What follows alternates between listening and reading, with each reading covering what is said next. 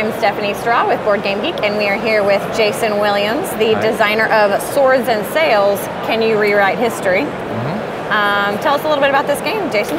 Well, this is a game of strategy and diplomacy set in 1000 AD, time period of history. You don't find too many strategic games, so it fills a niche. And I recently had a quote that it's kind of like Axis Allies from a player today, but they said, but better. So hey, that was very good. And this was a learn to play session today that we had. So in the game, you can play one of 7 factions from history. So you have the early Anglo-Saxon Kingdom of England, the Capetian French Empire, you have the North Sea Empire, you have the Holy Roman Empire, you have the Kievan Rus Empire, Byzantium Empire, and in green down here at the north of Africa, we have the Fatimid Caliphate. You can see the game comes with 5 pieces for each army, for each faction, and 5 fleets for each faction. We have custom dice for each faction. We have army and fleet units for each faction. There's 40 for each, so there's a lot of components in this game. We have authentic Byzantium coinage from 1000 AD. This coinage will come as an add-on in the Kickstarter as full metal coins. So right now you see the cardstock pop-outs, and they actually look very good just that way, but the backers will have the option to have metal coins. In the game, you can play the longer version of the game, or those that want a campaign type feel can play a very long game of this with using a longer, more tactical combat feel.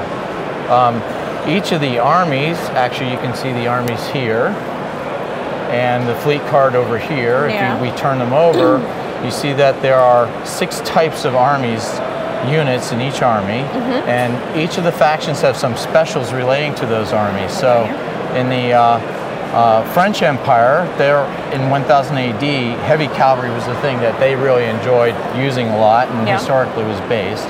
If you were the English, they're all about knights and longbowmen, so the light infantry is representing longbows.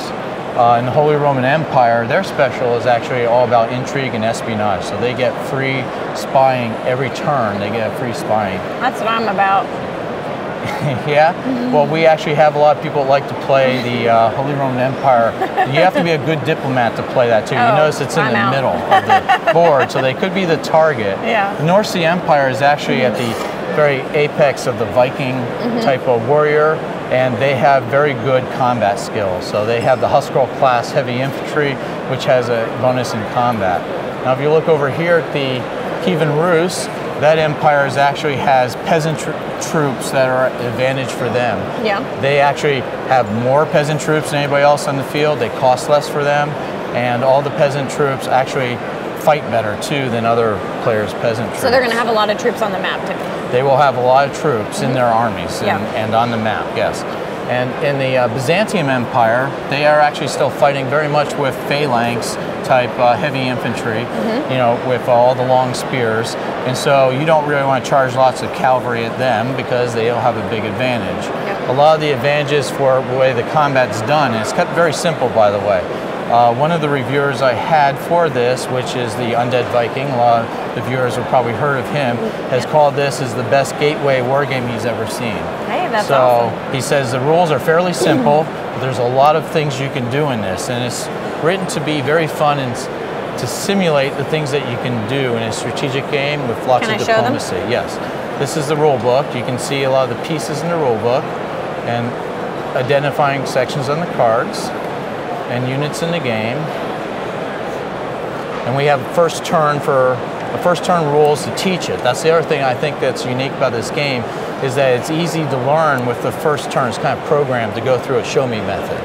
And then after that, you understand how to play the game. So about how long does it play? You said there's a shorter and a longer There's a shorter campaign? And most of the turns it's programmed to be simultaneous, so you're not waiting for the other players to play at the same time. Awesome. And so with that, what we have is we've had a 2-hour game for a player versus player with like England versus France, and it works pretty well that way. It's very balanced. And we've had a 5-player game today that ended in about 3 hours with 5 players during a learn to play session. We had to teach the game too, so you can play it less than that. That's awesome. So 2.5 hours. If you want to play a longer version of the game and use the more detailed tactical combat where it kind of mimics miniatures combat a little bit from the abstraction layer, where you're lining up your individual units against each other. Yep. And then the tables represent who has the advantage, like when the heavy infantry is being charged by the heavy cavalry. That works really well, and people like that a lot too, but it would be a longer game, and you're looking at a 4-hour or more game with that. So how do the dice come into play? You roll that for combat, or? Yes, there's several things. When players take over a territory that's a neutral, and in the beginning there's an expansion phase. So these are all neutral territories. These are all neutral territories. They have to siege the territory, take it over, and they take a amount of damage based on the dice they roll, where they have to roll 1 die for each in the territory and 1 die for each minor city, which is the dots on the map. Everything has a name, and it's an authentic name from history, by the way. The plus symbols here represent major cities. I guess there's one like over here in the Papal States, or over in Hungary. There's several major cities. Hungary is very hard to take, by the way. You have to roll 3 additional dice. That's why it's hard to take. So that is the implicit amount of damage the army has to take a neutral. So Gotcha. You then would have to take that amount of damage and resupply the army and prepare the troops to go further on. Could be worth it to spread yourself out, but you don't want to weaken yourself too much just to take over. That's also neutral worth victory points, because the game is about getting the victory points, where you get 1 victory point for every territory you take, 1 victory point for every minor city, 3 victory points for a major city. If you capture an enemy capital, that's 10 victory points. So that's a lot of victory points there.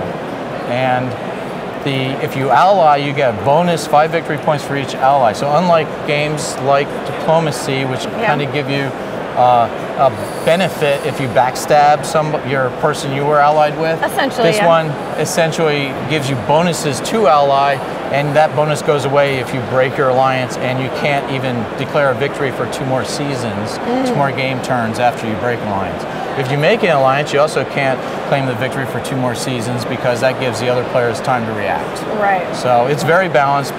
Players at Origins here have loved the game. Players at Gen Con last year have loved the game.